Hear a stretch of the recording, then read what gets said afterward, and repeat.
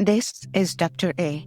Welcome to Corner of Dr.A, where psychology meets philosophy and is wrapped in metaphors. Pause for a moment. Don't think about anything. Now, let me ask what's happening in your mind right now. Yes, you are thinking. That's the thing about our brain. It cannot not think. Thinking is part of being alive. Even when we sleep, we dream. Even during meditation, thoughts float in and out. You may have heard the famous line, "I think, therefore I am." Was that Aristotle? No, that was Descartes, but close enough. See, even my brain wants to keep thinking about it. So, if thinking is normal, why am I even thinking about it? Because there is a difference between thinking and overthinking. Thinking helps us solve problems, plan for the future, and make sense of the world. Overthinking, on the other hand, is when thoughts turn into a loop, a never-ending cycle that drains our energy, creates doubts, and pulls us away from the present moment. Here's a story you might know. There was once a village girl carrying a pot of milk on her head. As she walked to the market, she started to think, "I will sell the milk, buy some eggs. The eggs will hatch into chickens. I will sell the chickens, buy a cow. The cow will give calves. I will sell the calves, buy a big house. I will hire helps to help me. And if one of them disobeys me, I will just give them a big kick." And as she imagined kicking, she actually kicked. The pot fell. The milk spilled. All her dreams vanished in an instant. This isn't a dream. This is overthinking. Planning can be helpful, but when thoughts spiral out of control, they often sabotage the very thing we are trying to build.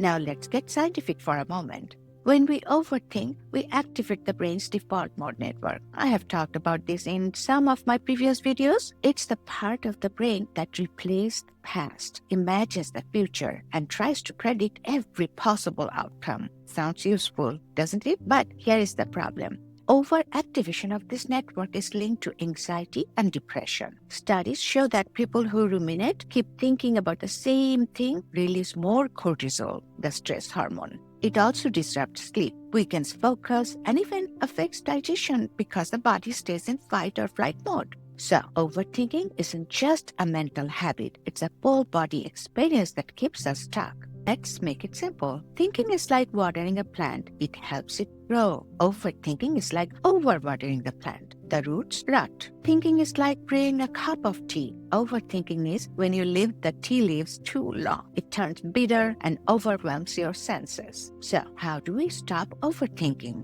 Here are 5 tools to try. 1. Notice the loop.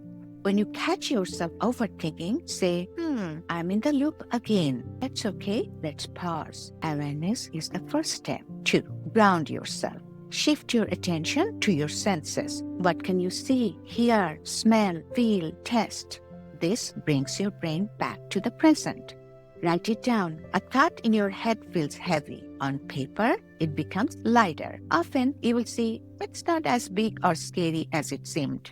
4. Set a worry time. If your brain insists on thinking, give it permission, but later. Set aside 15 minutes in the evening as your worry time. When the thoughts come earlier, say, "Not now. I'll think about this at 7 p.m. You will be surprised how often urgency fades.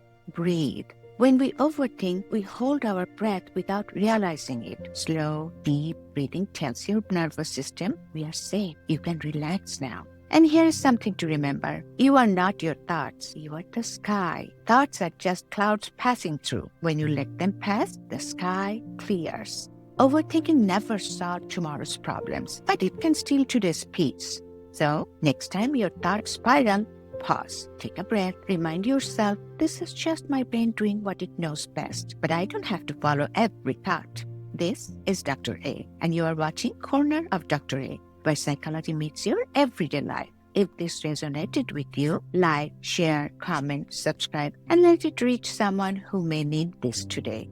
Thank you for joining me. Let's think wisely, not endlessly.